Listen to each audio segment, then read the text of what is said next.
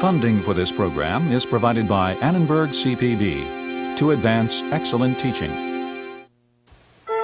Was it the barbarians who sapped the strength of the Roman Empire? Was it disease? Was it Christianity? Was it taxes that caused its decadence, or was it just another ancient empire that could not adjust when circumstances changed too radically? The decline of Rome, this time on the Western tradition.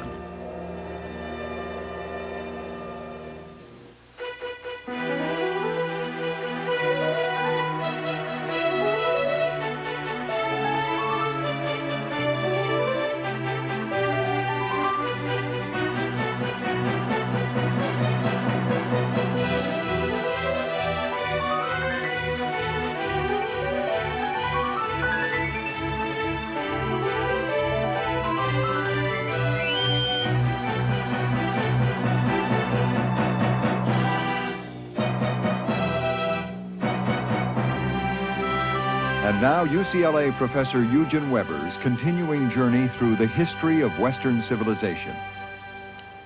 In the 6th century, a Roman nobleman was dragooned into becoming pope, which wasn't the most comfortable of jobs in those days. Eventually, that gentleman would be known as Gregory the Great, and he would be canonized as Saint Gregory.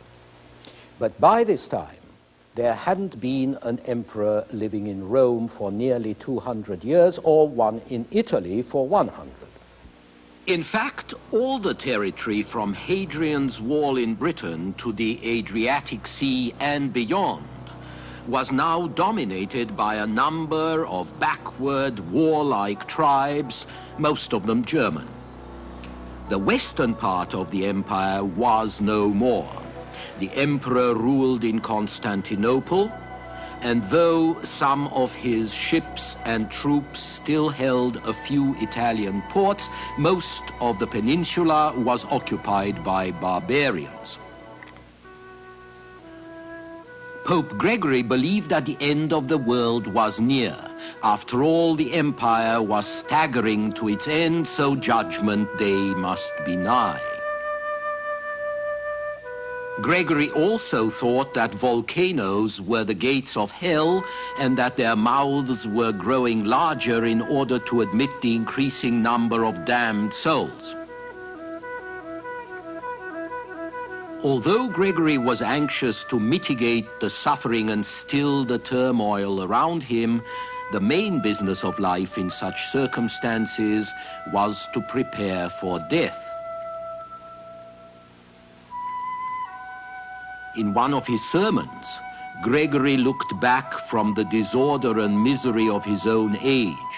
Everywhere death, mourning, desolation, as he said in one of his sermons, to the material prosperity of earlier times when Christians were martyrs to their faith. In those days, the beginning of the 2nd century when Trajan was emperor, there was long life and health, said Gregory, material prosperity, growth of population, and the tranquility of daily peace. Yet, while the world was still flourishing in itself, in their hearts it had already withered. You might call Gregory's description of better days sour grapes, but it does raise the question of how a prosperous, lawful, advanced society gave way to darkness and to chaos. The first and obvious answer is that the Roman Empire of the 2nd century was surrounded by darkness and chaos by a host of backward, hungry, savage tribes across the Tyne, the Rhine, and the Danube rivers, not to mention the mountains and deserts of Asia and Africa. As long as these tribes were held in check, they mostly fought each other. Individuals often trickled into the empire to look for work, or sign on as mercenaries, and some of them settled as immigrants do today and became Romanized. But when they could, they burst through over the border to raid and loot and ravage as a tribe, and when the opportunity offered, instead of turning back home with their plunder, they might even take over the better lands of the empire itself and settle there until someone else came and pushed them off. After 250 AD or thereabouts, this process accelerated. The raids became invasions, and the emperors bent all their energies to stabilizing what was left and keeping the barbarians at bay, sometimes by hiring a group of barbarian mercenaries to fight on behalf of Rome. Better still, the Romans would try to persuade one tribe to fight another so that they would be too busy to threaten Rome. But around the year 214 before Christ, when the Chinese began to build a great wall to preserve their civilized world against barbarians, a federation of aggressive Mongol tribes had turned west. These were the people we call the Huns. As they traveled westward over the course of several centuries, the Huns pushed before them other warlike tribes, the Goths and the Vandals, who were desperate to get away from them, which tells you just how awful the Huns must have been.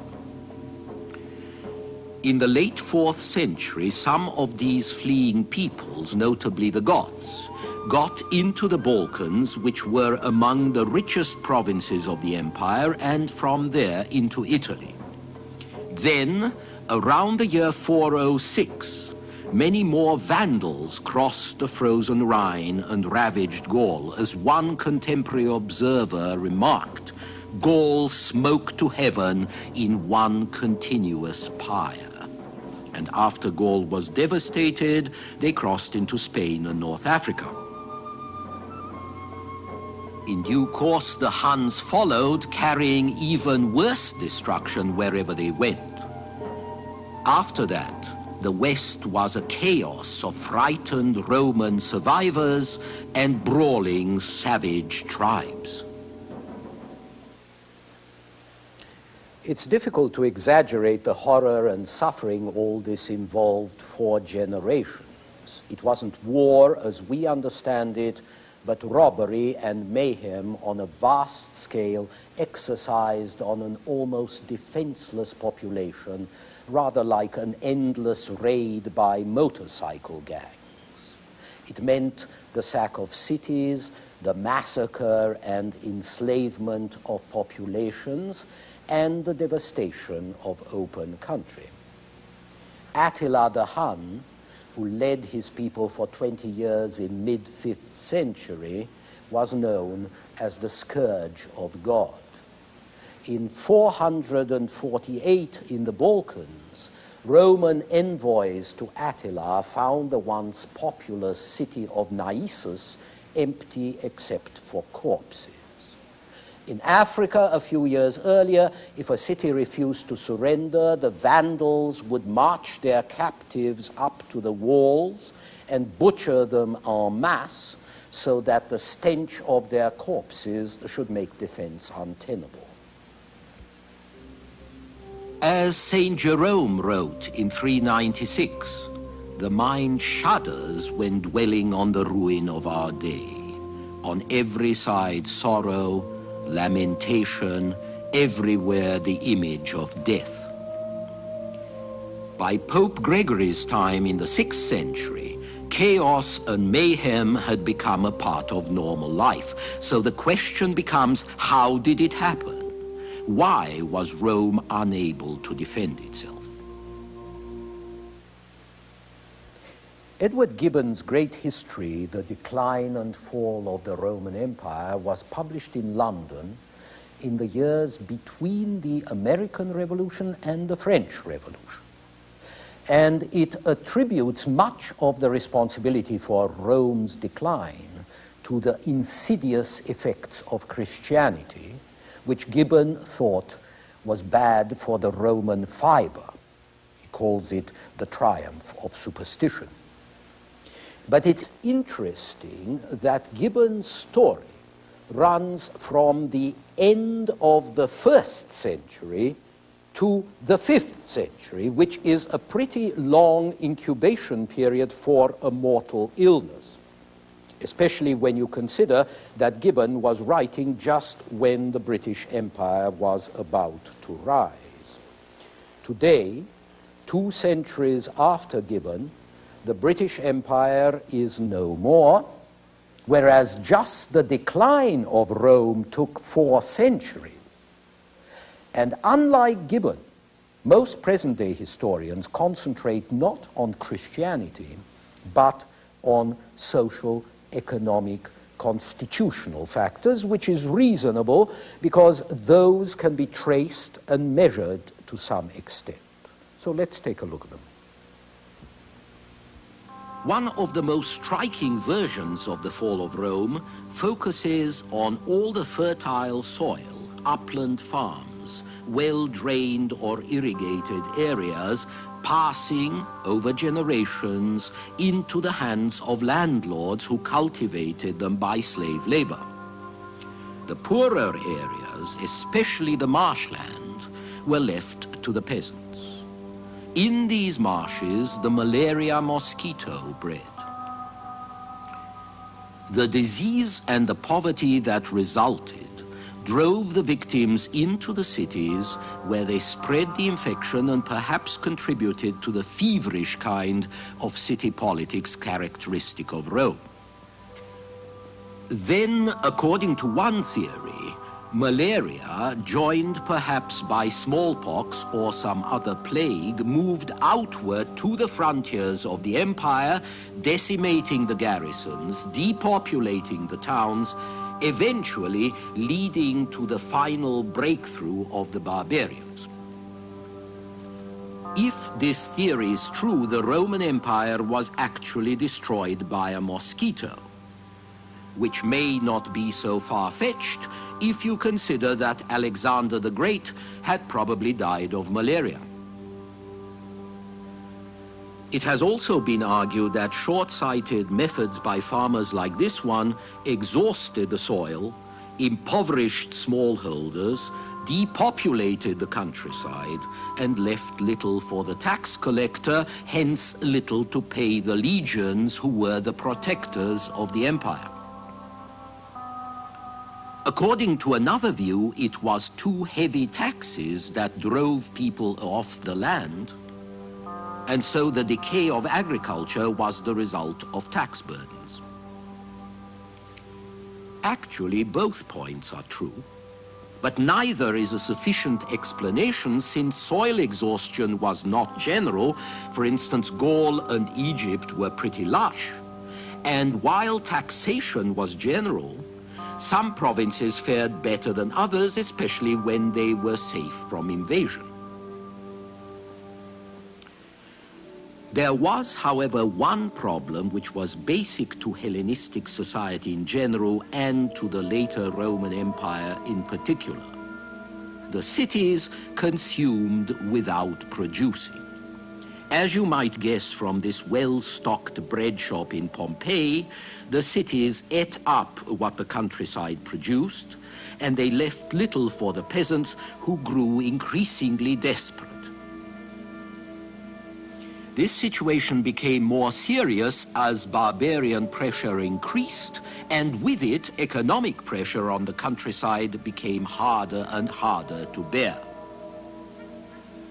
The imperial administration was always concerned with keeping the big city population happy because it was more volatile and prone to riot. So the government offered what the Roman poet Juvenal called bread and circuses.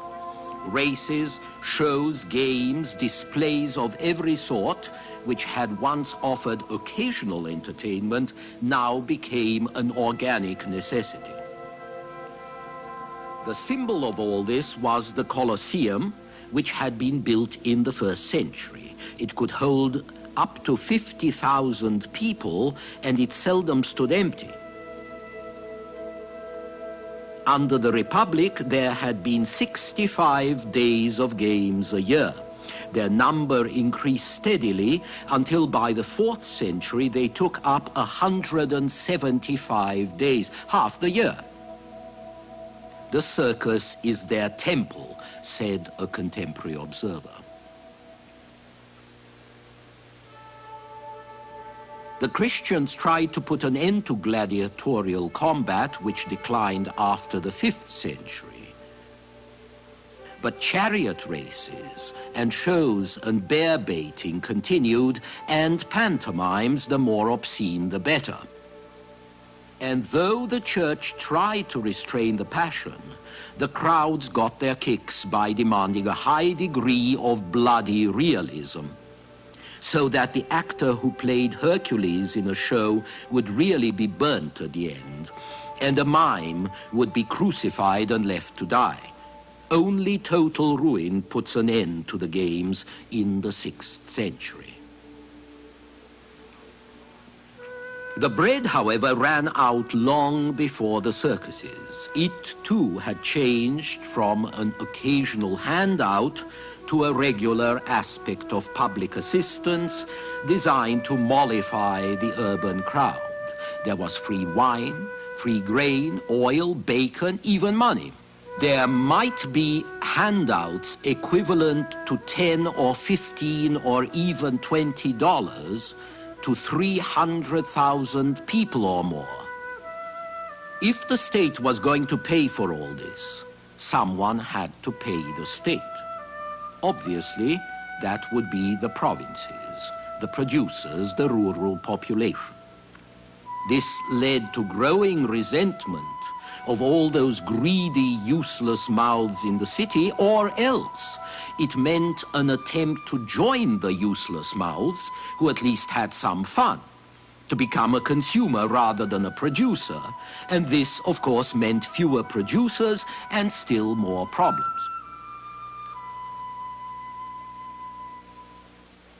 The cost of large-scale public assistance did not matter so much when the economy was reasonably stable. But when it was disrupted by civil war after the 2nd century and by foreign invasions after the 3rd, such burdens became serious. As the economy began to crack in the 2nd and 3rd centuries, the emperors concentrated on squeezing all the money and the goods they could in order to pay the army, or else to pay the barbarians whom the army no longer held in check. Now, this meant that the economy entered a vicious downward spiral, and society with it. There were ever heavier taxes, ever fewer people capable of paying taxes. Inflation and debasement of the currency drove gold and silver out of circulation. Taxes were increasingly paid in kind, in grain, in cattle, in forced labor, or else they weren't paid at all. The economy, which had taken centuries to shift from barter to cash, slipped back to the primitive level of barter. And so this was another factor in the decline of Rome. The principal cause of ruin, however, was probably hypertrophy, growing too big, which is the essential sickness of every ancient empire. A state grows, it eliminates one threat after another, it gobbles up competitors, and after a while the sheer cost of army and administration proves too much for the economy. Communications break down under the strain. Distant armies cannot be commanded from the center, and distant provinces break off. In the 280s, the Emperor Diocletian realized what was happening. He took a co-emperor who could look after the eastern part of the empire while he looked after the west. And then each of the two emperors took a vice-emperor, So the administration of the empire was split into 4. The future Emperor Constantine was the son of one of these vice-emperors. Constantine inherited his place in this tetrarchy, or government by quartet. You can still see a statue of the tetrarchs anxiously clinging to each other, which makes them look very chummy and more like medieval knights than Romans. The quartet did not last, but the duet did. The system of one empire with 2 emperors survived until the last emperor of the West, Romulus Augustulus, was deposed by barbarians in 476. In the Eastern Empire, Constantine took the old Greek city of Byzantium on the Bosphorus. He enlarged it. He renamed it Constantinople and made it his capital in 330. Even so, the problems of scale would not go away. They had been manageable in peacetime, but they proved overwhelming when war became endemic in the 4th and 5th centuries. Finally and inescapably, there was the economic problem. And what we can say about Rome from scenes like this one applies more or less to every society up to the 15th or 16th century, and that is that every central power and every imperial court was not a producer but a consumer. A great city like Alexandria, Antioch, Rome was an octopus, with great tentacles reaching out to suck the substance of its hinterland or of the provinces. The cities created very little in terms of material riches. Buying power was low even in the great cities. Ordinary people lived crowded in narrow quarters, cramped, unheated, barely lighted by a small oil lamp, hardly furnished at all. They spent as little time as possible in these unattractive holes, and when they weren't working, they were in the street, in the forum, in the theater or circus or the baths, which were practically free. So great as the empire was, it was economically anemic. There was little industrial production, there was little investment in enterprises that would increase the quantity of available goods and money and set them circulating. And this is one of the great differences between ancient and modern economies. Ancient capital, unlike modern capital, went either into buying land or else into usury, which is the lending out of money at extremely high interest rates. And there was little interest in new possibilities for technological change because production was generally limited to domestic economy, to what an individual home or estate needed, or else to luxury goods. Let me give you an example. About 2,000 years ago, an Alexandrian geometrician named Hero invented a steam engine which was perfectly practical and which embodied the principles of the turbine and of jet propulsion. But the point about the engine is not that he invented it, but that nobody used it. What made Hero well known was that he invented a lot of tricks and toys that could amuse rich people or serve the temple priests, like a contraption that produced steam in order to open temple doors so that the gods inside would be revealed without any human intervention. But none of this led to more practical applications. There were, of course, plenty of slaves. And in any case, mechanics were not respectable. just as working with your hands wasn't respectable, which you can understand when you think that slaves and poor folk did it. At any rate, nobody paid much attention to science in general and to technology in particular, except for warfare and for civil engineering. Aqueducts, sewers, public buildings, ingenious ways of heating baths, all of which were very advanced, very impressive, but not terribly productive.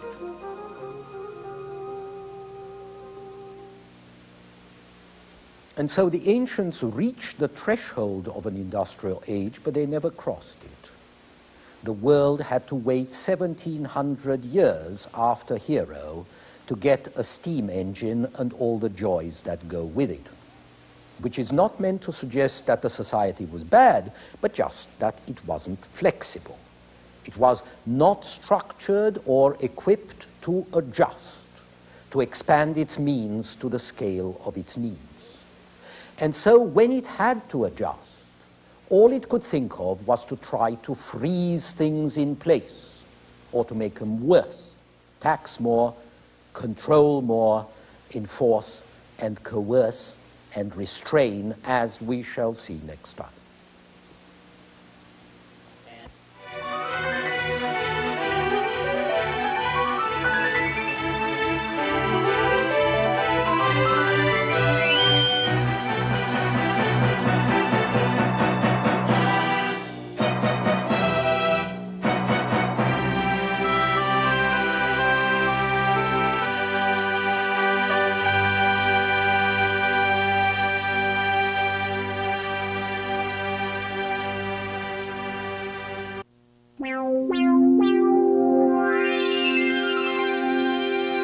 Funding for this program is provided by Annenberg CPB to advance excellent teaching.